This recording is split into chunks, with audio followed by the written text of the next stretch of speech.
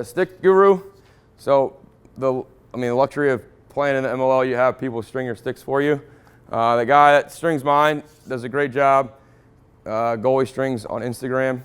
But the important things of stringing a stick, I used to string mine growing up since 6th grade on to learn how to throw or why things whip or whatnot, because as a goalie, the pocket is important because you need to have a decent sized pocket to not give up rebounds, but you don't want a huge bag where you can't throw it and jeopardizes the clearing game.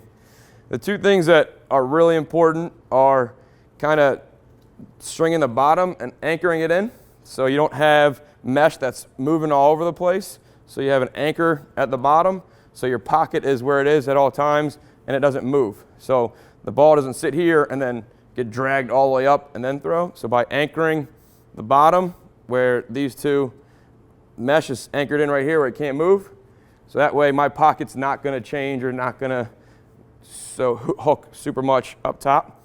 By anchoring it in, it means the pocket is where it is. You're probably going to get a consistent throw no matter every time you throw. So it's important to anchor it in.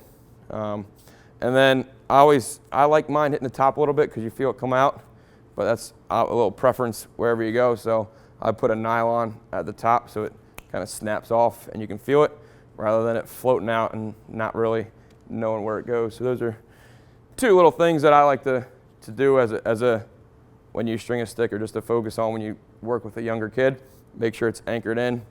And a tight pocket or a tennis racket, it can be a little harder for those goalies to learn soft hands and make saves because they get frustrated because they give up so many rebounds. And a lot of times you don't want to blame the stick, but sometimes it is the stick's fault, or the stick can be an asset to you. So make sure you take care of it and know how to mess with it, especially in weather games.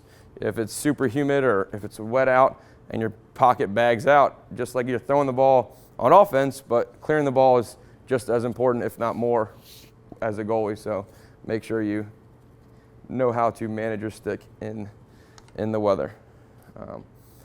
When it comes to length, shaft length, I don't know why, but the goalie shaft length, whenever they make them, are super long. I think they are detrimental and hurtful to a goalie having to throw when it's this long, and when you try to make saves, you teach to keep your hands out in front, but if you back, your stick sometimes gets caught in the net. So I cut mine down about 1.5 gloves off of a goalie shaft, just so it gives me a little bit more room to throw, because the longer shaft helps you a little bit. So I don't play with an attack shaft because that's like a glove too short, where the new style, all the goalies want to do that so they can run up field and play like that. But tell them to get a goalie shaft, cut about 1.5 gloves off, because this extra bit that you have here allows you to throw a little bit longer, a little bit farther to make that pass to a guy that's open, or maybe an attackman's open when you see it or make a save. So try to not give in and let them have that short shaft where they think they're quick and shifty and run up field and fancy and all that. Give them a little bit more room to actually help them be their advantage, to actually be more efficient to throw it up field.